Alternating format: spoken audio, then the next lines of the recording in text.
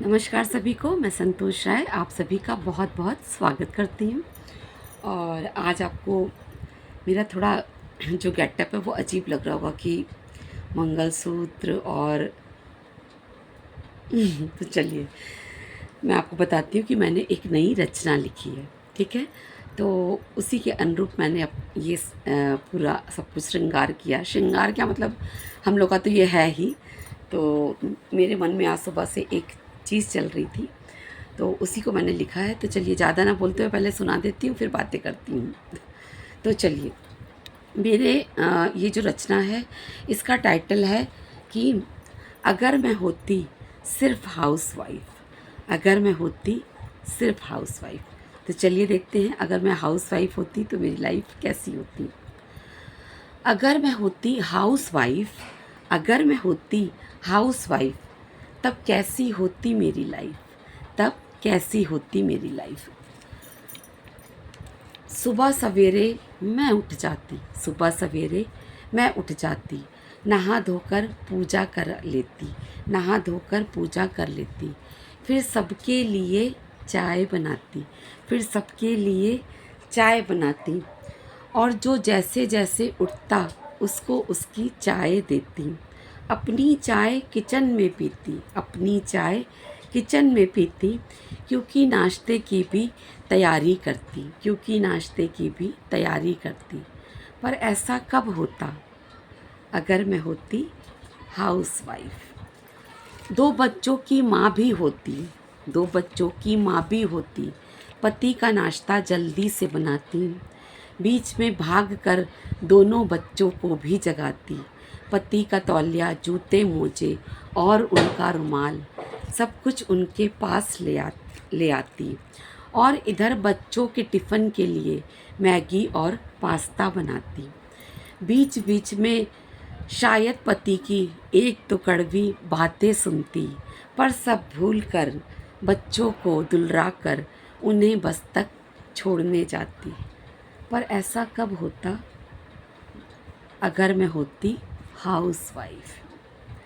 सभी को भेजकर स्कूल ऑफिस सिर्फ 2 मिनट के लिए सुकून से बैठ पाती, सभी को भेजकर स्कूल ऑफिस बस 2 मिनट के लिए सुकून से बैठ पाती। तभी दरवाजे पर काम वाली आवाज़ लगाती, तभी दरवाजे पर काम वाली आवाज़ लगाती। वो भाभी भाभी कहकर, वो भाभी भाभी कहकर पूरे मोहल्ले की खबर सुनाती, और मैं बड़े मज़े से उसकी सारी बातें सुनती।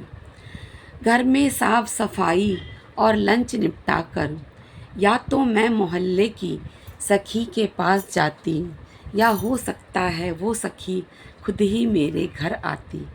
पर ये कब होता जब मैं होती हाउसवाइफ। फिर मैं बिंदी, चूड़ी, सिंदूर, लिपस्टिक, साड़ी, पायल, बिछिया और मंगलसूत्र पहनकर म्यूजिक सिस्टम पर पुराने गाने लगाती, या फिर टीवी पर अपना मनपसंद धारावाहिक देखती, और बीच बीच में जाकर खुद को आईने में निहारती, और अपनी सुंदरता पर, और अपनी सुंदरता पर खुद ही मोहित हो जाती, और अपनी सुंदरता पर खुद ही मोहित हो जाती। पर ये कब होता जब मैं होती हाउसवाइफ। फिर बच्चे स्कूल से आ जाते तो उनका बैग कंधों पर लिए उनको घर तक लेकर आती। स्कूल की बातें, मैम के किस्से और उनके दोस्तों की बातें सुनते सुनते उनको मैं लंच करा देती। बच्चे अपने खेल खिलौने लेकर लग जाते खेलने, तब उसी में बीच में थोड़ा सा मैं सो जाती, थोड़ा सा मैं सो जाती।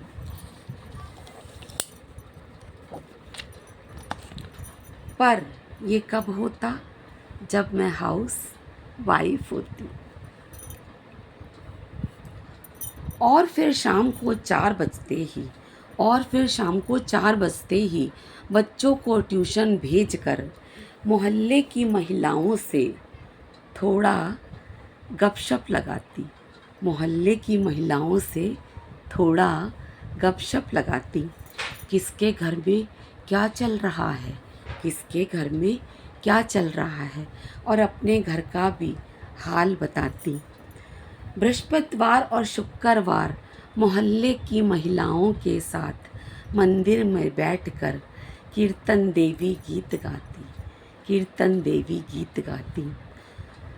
सुबह उठने के बाद से यही पल मेरा खास होता, सुबह उठने के बाद से यही पल मेरा खास होता, क्योंकि यहाँ मैं खुद अपने साथ होती।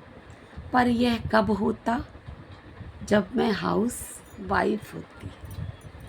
शाम ढले थके हारे पति घर जब आ जाते, उससे पहले अपने आप को एक बार फिर शीशे में निहार लेती। चाय पकौड़ी या चीला या उपमा आदि से पति और बच्चों की शाम की भूख मिटाती। फिर 7 बजे धारावाहिक के साथ साथ डिनर की तैयारी करती। धारावाहिक की महिला किरदारों पर अपनी नज़रें जमाए रहती, धारावाहिक की महिला किरदारों पर अपनी नज़रें जमाए रहती। उनकी साज सज्जा और उनके घर की साज सज्जा जैसा अपने को भी बनाने के सपने बुनती। फिर सभी के साथ खाना खाकर सुबह के नाश्ते की मन में तैयारी करके सखियों से बातें क्या करना है, किसके घर के किस्से सुनने हैं, शाम को महिला मंडली में बातों की योजना बनाते बनाते कब सो जाती पता न चलता। पर यह कब होता? जब मैं हाउस वाइफ होती, जब मैं हाउस वाइफ होती। तो धन्यवाद। आशा है आपको मेरी ये रचना पसंद आई होगी, क्योंकि अभी भी हम औरत हैं लेकिन वर्किंग हैं, तो हम दोनों ड्यूटी निभाते हैं, पर उनकी टाइमिंग थोड़ी सेट नहीं होती है। 4 बजे तो हम घर ही आते हैं, और हमारे बच्चे कब खाना खा लेते हैं अपने आप लेकर के या मेड के भरोसे। हर वर्किंग लेडी की मैं एक कहानी सुना रही हूँ। एक, अब तो बच्चे बड़े हो गए हैं, तो एक ऐसा जीवन मैंने जिया है। बच्चे क्रैच में रहते थे, क्रैच में रहते रहते वो कब बड़े हो गए। तो ये मेरा एक सपना था कि काश मैं हाउस वाइफ होती तो शायद ऐसा जीवन जीती।